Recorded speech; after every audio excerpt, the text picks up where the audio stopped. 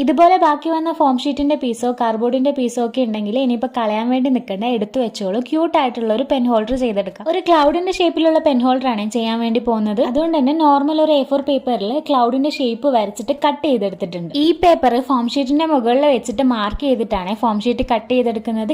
ഇങ്ങനെ ചെയ്യുമ്പോൾ കുറച്ചുകൂടെ ഫിനിഷിംഗിൽ നമുക്ക് ഫോം ഷീറ്റ് കട്ട് ചെയ്തെടുക്കാൻ വേണ്ടി പറ്റും. 2 പീസ് ക്ലൗഡിന്റെ ഷേപ്പിലും പിന്നെ അത് അറ്റാച്ച് ചെയ്യാൻ വേണ്ടിയിട്ട് 3 എക്സ്ട്രാ പീസസും കൂടെ കട്ട് ചെയ്തെടുക്കുന്നുണ്ട്. ഇതിനെല്ലാം ലൈറ്റ് യെല്ലോ കളർ വെച്ചിട്ട് പെയിന്റ് ചെയ്ത് കൊടുക്കുന്നുണ്ട്. ഫ്രണ്ടിൽ വെക്കാൻ വേണ്ടിയിട്ട് ലീഫിന്റെ ഷേപ്പ് കട്ട് ചെയ്ത് അതിന് ഗ്രീൻ കളർ കൊടുത്തെടുത്തിട്ടുണ്ട്. ഇനി ഈ പീസസ് എല്ലാം ഇതുപോലെ ഒട്ടിച്ചു കൊടുത്തു കഴിഞ്ഞാൽ നമ്മുടെ പെൻ ഹോൾഡർ ഇവിടെ റെഡി ആവും. സാധാരണ ക്ലൗഡിന് വൈറ്റോ അല്ലെങ്കിൽ ലൈറ്റ് ബ്ലൂ കളറോ ഒക്കെയാണ് കൊടുക്കുക. അപ്പൊ ഇത് കുറച്ചുകൂടെ ക്യൂട്ട് ആവട്ടെ എന്ന് കരുതിയിട്ടാണ് യെല്ലോ കളർ കൊടുത്തിട്ടുള്ളത്. അങ്ങനെ എല്ലാ പീസും ഒട്ടിച്ചതിന് ശേഷം ഫ്രണ്ടിലായിട്ട് ആ ലീഫ് കൂടെ ഒട്ടിച്ചു കൊടുക്കുന്നുണ്ട്.